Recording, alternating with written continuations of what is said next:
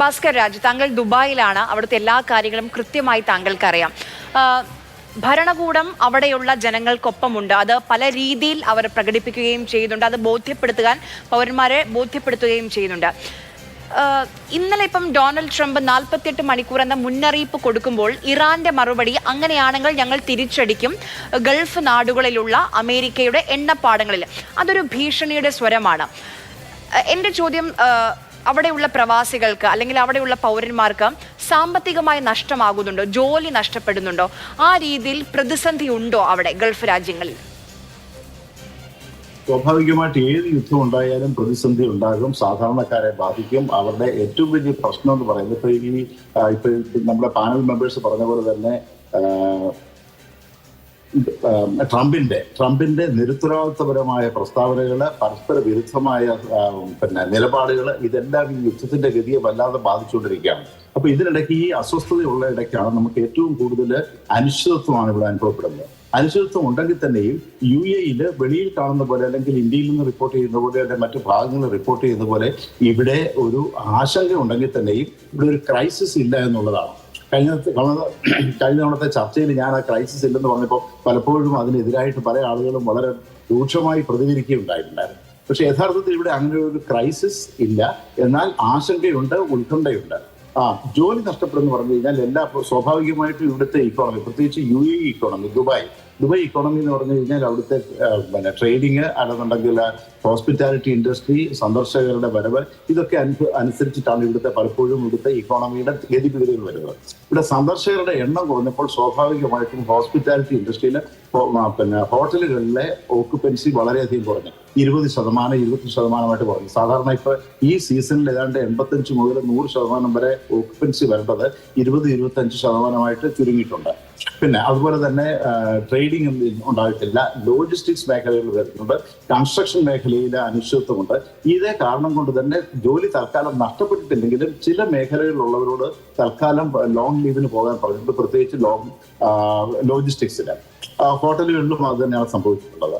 പക്ഷേ അതുപോലെ തന്നെ എന്നാൽ സാധാരണക്കാരുടെ ജീവിതത്തെ ബാധിക്കുന്ന വിധത്തിലുള്ളതായി ഇൻഫ്ലേഷൻ ചെറുതായിട്ട് വർദ്ധിപ്പിച്ചിട്ടുണ്ട്.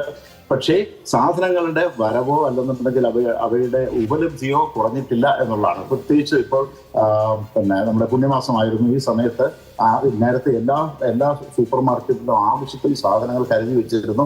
അങ്ങനെ വിലക്കയറ്റം ഉണ്ടായിട്ടില്ല. നേരത്തെ തന്നെ പല സൂപ്പർ മാർക്കറ്റുകളിലും പലപ്പോഴും വിലക്കയറ്റം ഉണ്ടാവില്ല. അതായത് പ്രൈസ് ഫിക്സേഷനും അല്ലെന്നുണ്ടെങ്കിൽ പ്രൈസ് സ്റ്റെബിലിറ്റി അവർ നേരത്തെ ഗവൺമെന്റിന് ഒരു വാക്ക് കൊടുത്തിട്ടുണ്ടായിരുന്നുകൊണ്ട് അതുണ്ടായിട്ടില്ല.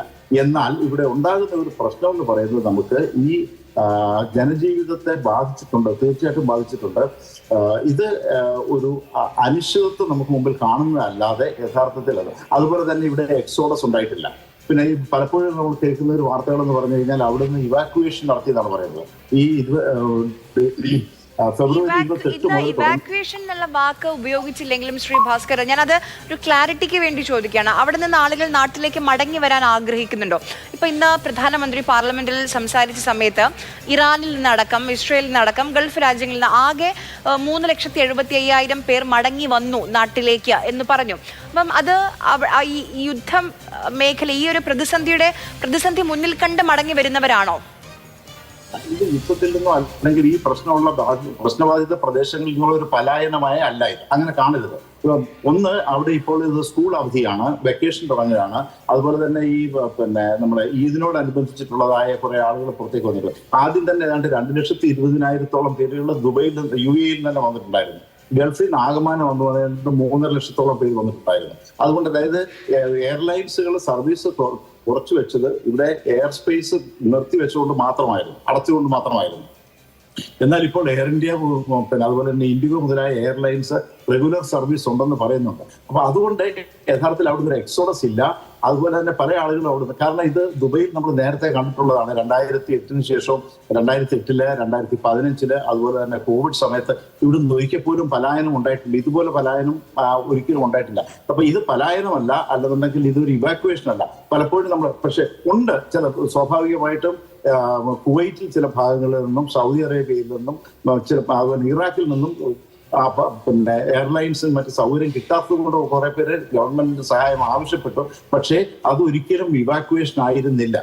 അപ്പൊ അതുകൊണ്ട് അവിടെ അങ്ങനെ ഒരു സിറ്റുവേഷൻ ഇല്ല. പിന്നെ പല ആളുകളും ഇപ്പോഴും അവിടെ പിടിച്ചു നിൽക്കുകയാണെന്നുള്ളതാണ്. കാര്യം ഇതിന് മുൻപ് കണ്ടിട്ടുണ്ട്, ദുബൈയെ സംബന്ധിച്ചിടത്തോളം ഏറ്റവും റെസിലിയന്റ് ആയിട്ടുള്ള ഒരു ഇക്കോണമിയാണ് ദുബൈ.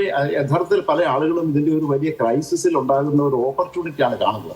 അതുകൊണ്ട് തന്നെ നമുക്ക് യഥാർത്ഥത്തിൽ ഇങ്ങനെയുള്ളതായ ഒരു പലായനമില്ല.